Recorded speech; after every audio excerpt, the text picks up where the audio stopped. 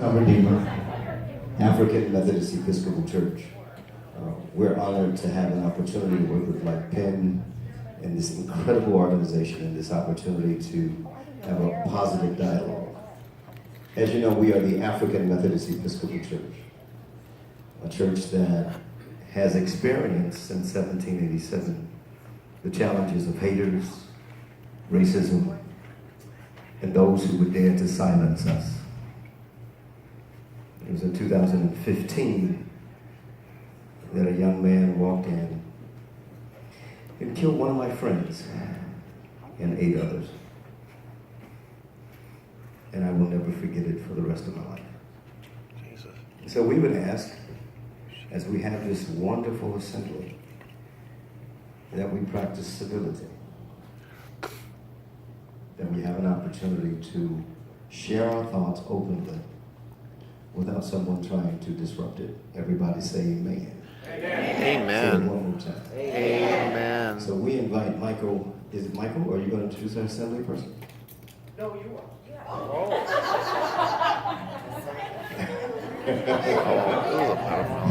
Be careful when you hold on to the mic. Right. It's our pleasure to bring to our church and to this assembly one who was elected in November to represent California's 74th Assembly District, which includes Newport, Laguna Beach, Laguna Woods, Costa Mesa, Huntington Beach, and Irvine. She was sworn in on December 3rd and had the honor of making the nomination speech for the Assembly Speaker, Anthony Rendon. She is the chair of the Accountability and Administrative Review Committee and is a member of 4 other committees: Appropriations, Judiciary, Taxation, and Veterans. She is also the chair of the newly formed Select Committee on Student Debt. Oh, Lord. Someone's got to talk about Talk it. to my children. She has a degree in economics and English from Yale University and has worked for Fortune 500 companies and small startups. Prior to her election, she and her husband Colin lived in London for 8 years and then moved to Laguna Beach 6 years ago. She's the mother of 2 boys. It's my pleasure to introduce to you and to certainly welcome back here to Christ our Redeemer. Let's put our hands together for Assemblywoman Norris. Come on, give her a hand.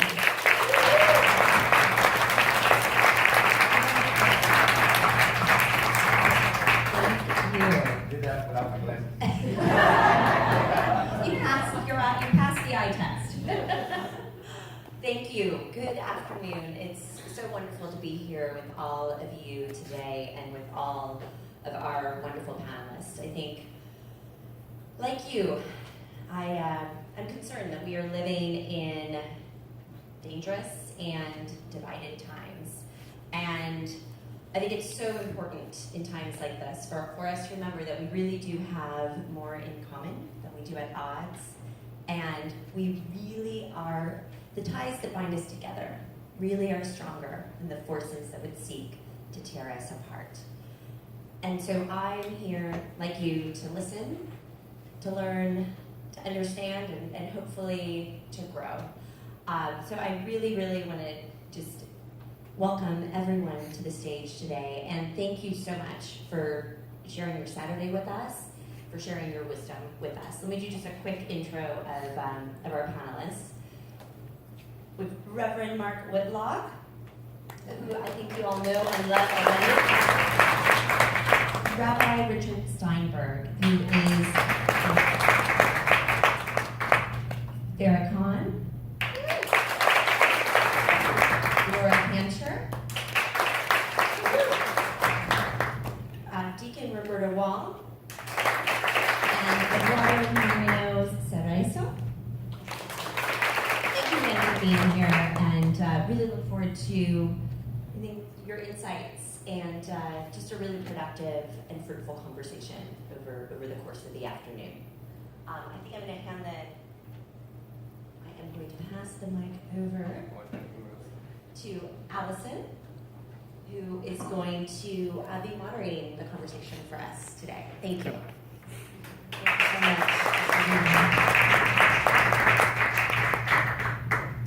Thanks, everyone. It's my job to offer some opening remarks and moderate the panel. So I'm Allison Edwards, I'm the CEO of OC Human Relations, and I'm losing my voice. So I'm better suited today for like a jazz club, I think, but I will not offer that talent today. So thank you for bearing with me if I squeak a little bit up here. So this is the second time we've done this panel. Some of these folks were with, we were together last time. And at that time we were reflecting on the murders at the Tree of Life Synagogue in October. And at that time, I had heard the statistic that the Anti-Defamation League reported a 57% increase in anti-Semitic incidents in 1 year. At the time I wrote, we must look deeply at ourselves, our country, and our collective culture and asked, can we write these murders off as fringe behavior and move on? Or is it time to consider whether the divisions in this country are providing space for the lethal combination of violence and bigotry to grow? Unfortunately, I received a very gruesome answer to that question. In the following weeks, I heard the statistic that internet searches were studied 4 days before, 4 days after those murders in Pittsburgh. And by comparison, there was a 296% increase in searches for how to contact the KKK. There was a 182% increase in searches related to killing ethnic minorities.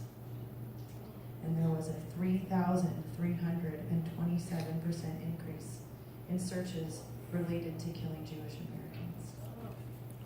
Yeah, that's at Newport Beach now.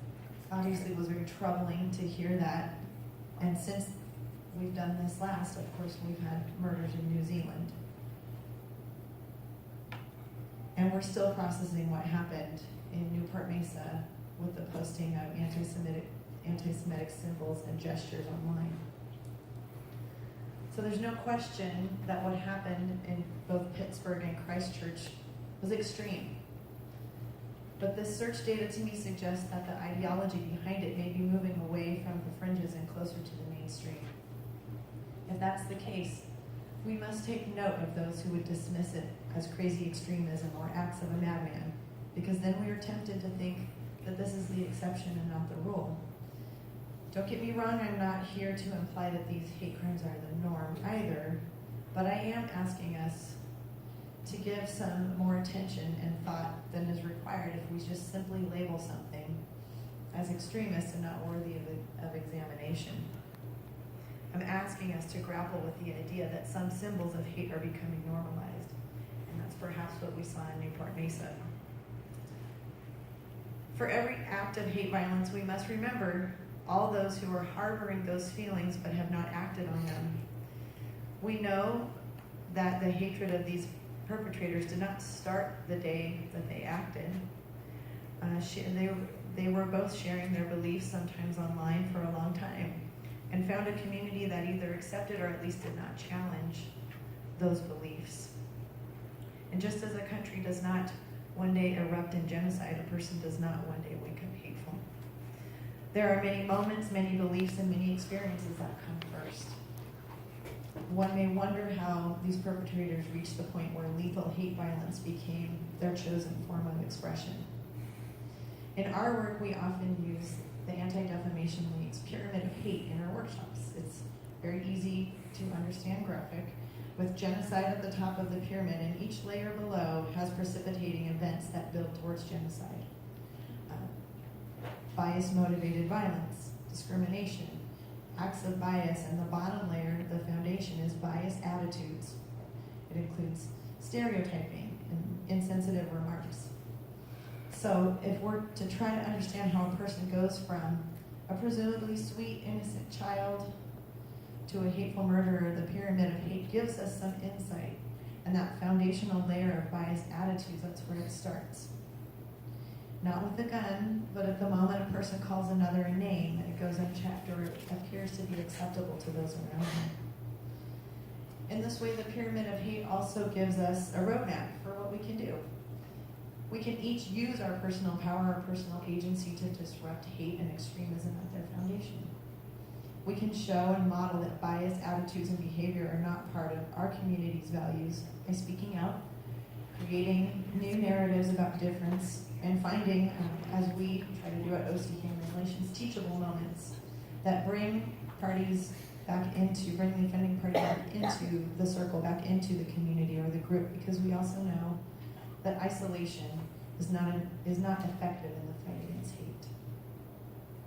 And don't forget that when we take action, we are not just impacting those with whom we speak and guide, but we're impacting all the other eyes that are watching us as we express our community standards, values, and expectations. Last time I told the story of my 6-year-old who was learning that she could stand up for others and swooning because she's so great.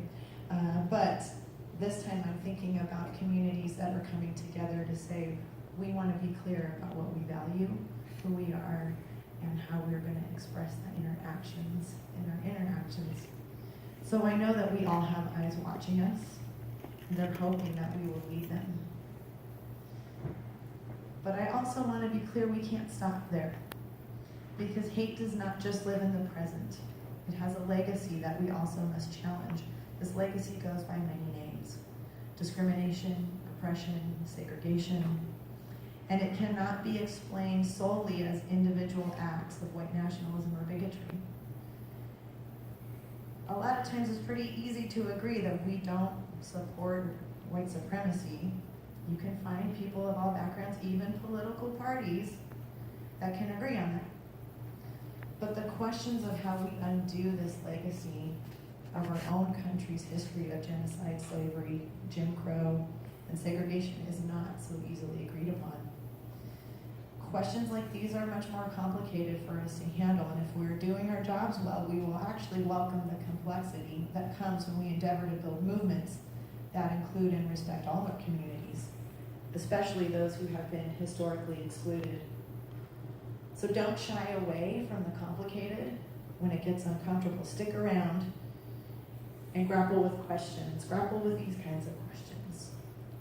What ways can I be an ally to communities targeted by hate? What if I mess up trying? What do I do if the other women in the group don't seem to think I should be here? Do I keep fighting for a more inclusive culture? Do I leave and go someplace that welcomes my contributions? Or what if I am welcomed, but no one ever really seems to be listening to me? What if I have to give up some of my power so that other people can come to the table? Or do I always need to be the one educating this group about why this is offensive to me and my community? I know somebody wrote a book on this. And what if I don't support the same tactics as my colleagues? How can we stay unified? Should we even try to? These are hard questions. We don't always agree on the best way to advance civil rights and all the issues under that vast umbrella of equity. There are days when, depending on how deeply you may be impacted by these issues, it feels too complicated, too intimidating to stay in the fight, or just too exhausting. But we need you to stay engaged, and stay engaged when it's uncomfortable. Stay when you make mistakes. Stay and give grace when you can. Stay when you are in conflict. Stay when you are disappointed. Stay. So if you take something away from this today, I hope it's that you know that you each do have agency and personal power. But discomfort is part of the package. So if you don't feel uncomfortable, it means you probably have not found the limit of your power yet. I'd agree with that. And so with that, let me say I'm so honored to be joined by our panelists today.